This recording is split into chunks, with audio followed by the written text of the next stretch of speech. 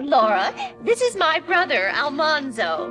In the broad landscape of American literary history, Laura Ingalls Wilder's stories hold a unique charm. Known for her Little House series, these books, and the hit television series they inspired, paint a beautiful, picturesque image of life on the American frontier. But the real-life journey of Laura and her husband, Almanzo Wilder, is more than just idyllic prairie tales. It's a story laced with challenges and tragedies rarely spoken of. Facts Verse presents the real story of Laura Ingalls and Almanzo Wilder is tragic. Early life and family background. Laura Ingalls Wilder's early life, now deeply woven into the fabric of American history, offers a fascinating glimpse into her family's heritage and the era's pioneering spirit. Born February 7, 1867, in Pepin, Wisconsin, Laura's lineage was notable. She descended from the Delano family, a connection she shared with U.S. President Franklin Delano Roosevelt. Her paternal ancestor, Edmund Ingalls, emigrated from Lincolnshire, England, to Massachusetts, marking a significant chapter in her family's American story. This rich ancestry also linked Laura to Mayflower passenger Richard Warren, and she was distantly related to U.S. President and Civil War General Ulysses S. Grant. Laura's childhood was molded and heavily influenced by the transient lifestyle typical of many American pioneers of the time. At just 2 years old, she and her family relocated from Wisconsin to Missouri and then to Kansas, a region then considered part of Indian country. This move in 1869 brought the family to the edges of the frontier near modern-day Independence, Kansas. The Ingalls family's stay in Kansas was brief. They had unwittingly settled on land within the Osage Indian Reservation, a move that lacked legal authorization. Consequently, they departed in the spring of 1871 amidst growing tensions and uncertainty over land rights. This early experience of dislocation and adaptation to new and challenging environments profoundly shaped Laura's perspective and later influenced her literary works. The family then returned to Wisconsin, where they lived for the next 3 years. These formative years, filled with the trials and tribulations of pioneering life, were foundational to the narratives that Laura later put in her books. The family's constant movement, driven by a combination of economic necessity and pursuing new opportunities, reflected the broader patterns of westward migration and settlement that characterized the United States in the late 19th century. Laura and Almanzo's meeting and marriage. Laura's path eventually crossed with Almanzo Wilder in De Smet, South Dakota, a place that became pivotal in her life story.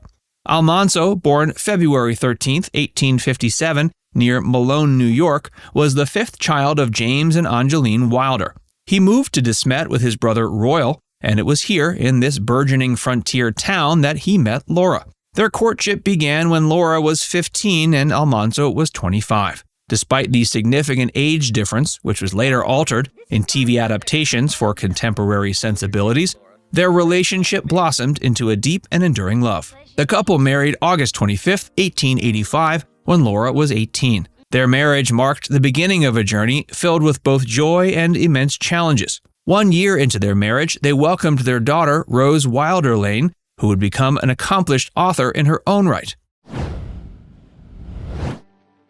Tragedies and Hardships. The Wilder family's life was not without its share of tragedy and hardship. In early August 1889, Laura gave birth to a son whose brief life ended just 2 weeks later due to convulsions. The couple's profound grief over the loss of their infant son was a sorrow that Laura seldom spoke of later in life. This tragedy was compounded by a series of misfortunes that followed, including the loss of their home to a fire and their crops to drought. Almanzo faced his own personal battles. He contracted diphtheria, which left him partially paralyzed. This illness not only affected his physical health, but also placed additional strain on the family's ability to sustain their farm. The Wilders' experiences during these years were a testament to the harsh realities of life on the frontier, far removed from the romanticized versions often depicted in popular media. In search of a better life. In a quest for improved living conditions and Almanzo's health recovery, the Wilders embarked on a series of relocations. In 1890, they moved to Spring Valley, Minnesota, seeking refuge with Almanzo's parents. This period provided a much-needed respite allowing the family time to recover from their recent ordeals. But the search for a better life soon led them to Westville, Florida, between 1891 and 92.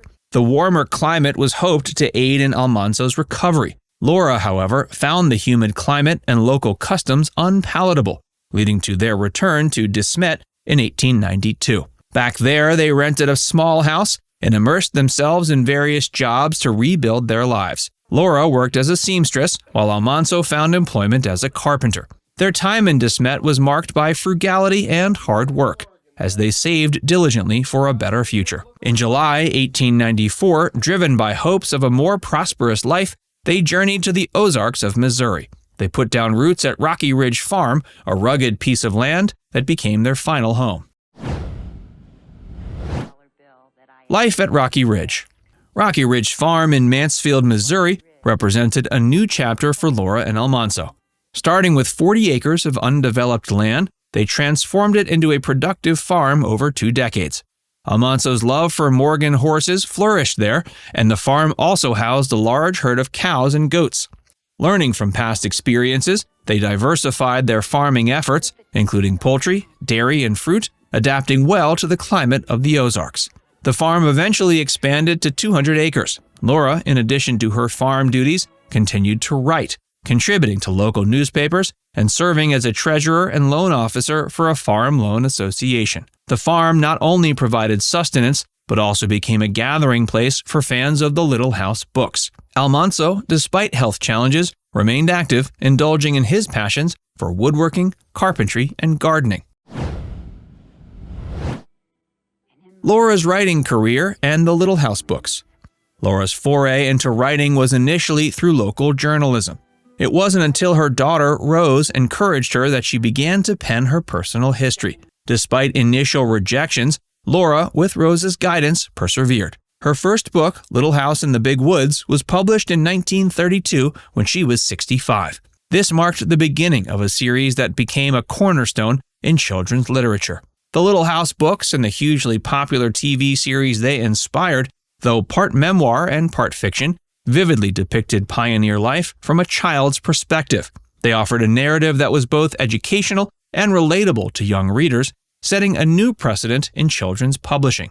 The series not only reflected Laura's life experiences, but also resonated with universal themes of family, resilience, and the American spirit. Later years. The later years of Laura and Almanzo's lives were spent in the relative tranquility of Rocky Ridge Farm.